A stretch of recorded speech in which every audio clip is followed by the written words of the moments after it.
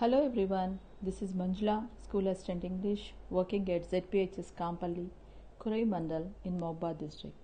I am before you to present a grammar topic and I am very much delighted to share it with you. In this session, I am going to cover the basic structure and meaning of all conditional sentences. So, let's get started. So, as you all know, English grammar is always confusing. There are some rules, but sometimes they don't apply, and sometimes there are exceptions. But there are some grammatical structures in English that follow really clear rules, and those are structure of conditional sentences. Conditional sentences make easier for us to feel confident about the way that you express our thoughts and ideas when we speak or write. Next, coming to structure of conditional sentences. Conditional is a type of sentence that is made up of an if clause. We also consider it as conditional clause and a result clause. Sometimes we also call them as if clauses, and they describe the result of something that might happen in the present or future, or might have happened but didn't in the past. So, altogether, we can say a conditional is a sentence with a condition and a result. Let's see the following example. If it is sunny, we will go to the park. Here we have two clauses. If it is sunny and we will go to the park. Here in this, if it is sunny is the condition and we will go to the park is the result. You have to notice one more point here. It is not necessary to place result clause in initial position, that is in the first part of the conditional. The order of the clauses doesn't change the meaning of the sentence. We can put the clauses in either way. Result clause in the beginning followed by conditional clause, or conditional clause in the beginning followed by result clause. But one point we have to remember, that when we start a conditional with the condition clause, then no need of separation of the clauses by inserting a comma in between them. So, hope you got an idea about the structure of conditional sentence now.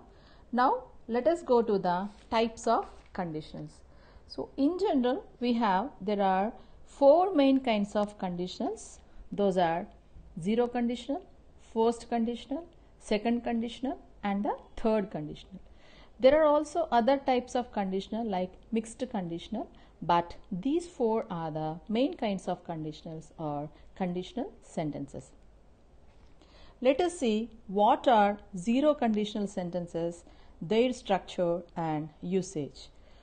Like I already told you about structure of a conditional sentence, this zero conditional sentence also comprises of two clauses, conditional clause and result clause.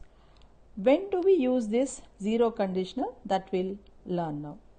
We use zero conditional to express a real condition, that is when result will always happen.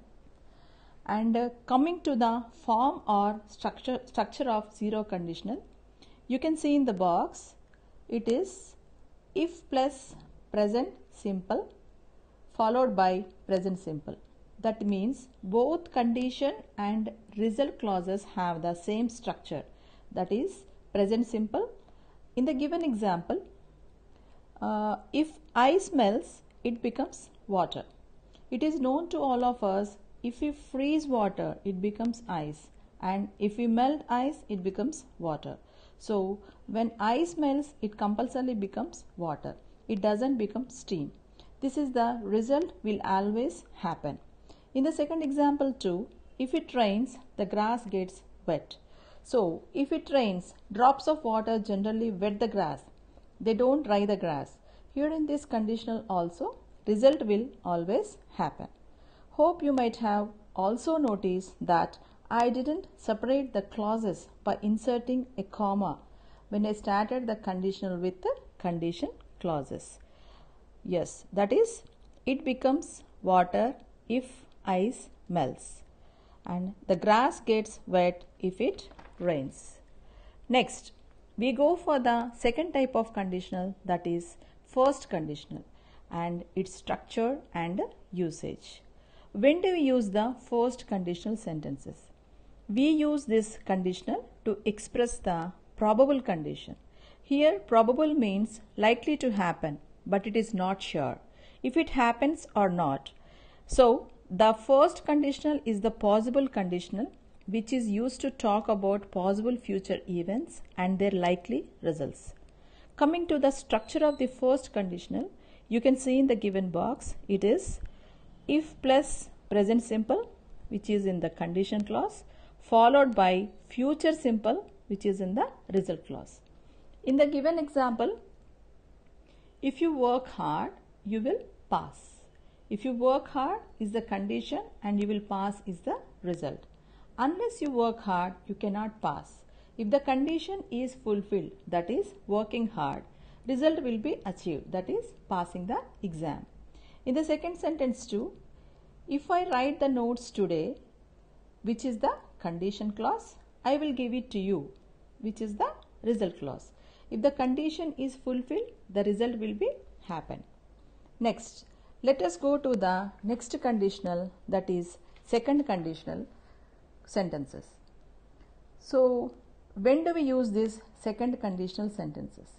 So before going to that, these conditionals are used to express an imaginary or improbable condition. It is used to imagine present or future situations that are unlikely in reality.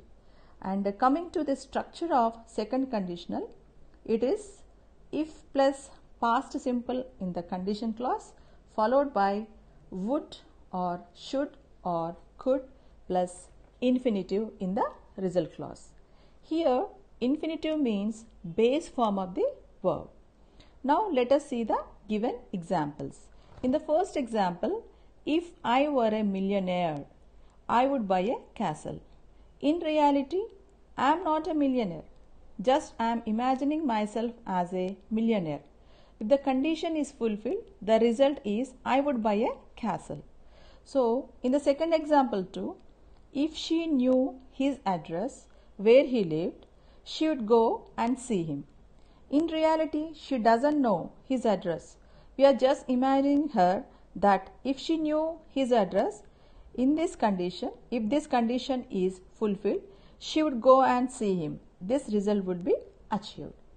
And you can also notice here I added a disclaimer that we usually use were instead of was in this condition clause, even if the pronoun is I, he, she or it. In generally, we use was after first and third personal singular pronouns, but here in this second conditional sentences, we use were, because here in this conditional, the verb is in subjunctive mood. Subjunctive mood is a verb form that is used for unreal or hypothetical statements. And you can also see, I also keep noted that was is also possible form in general. So this is all about second conditional sentences. Now let us go to the third conditional. So when do we use the third conditional sentences? It is used to express something in the past that did not happen. We imagine how things could have been different in the past. If something had been different, something else would have happened. We can notice both the condition and the result are impossible now. And coming to the structure of third conditional, we can see if plus past perfect in the condition clause, followed by would plus have plus past participle in the result clause. In the given example, we can see in the given example, if he had worked harder, he would have passed. If he had worked harder, that is, if this had happened, he would have passed. That thing would have happened. He didn't work hard, so he didn't pass the exam. In the same way, in the second example too, if he had won the lottery, he would have bought a car. In this conditional, he did not win the lottery, so the condition was not true, and the particular condition can never be true because it is finished. So far we learned about main kinds of conditionals, their usage and structure along with the examples. Now let us go to the topic mixed conditional, which is a combination of second and third conditional.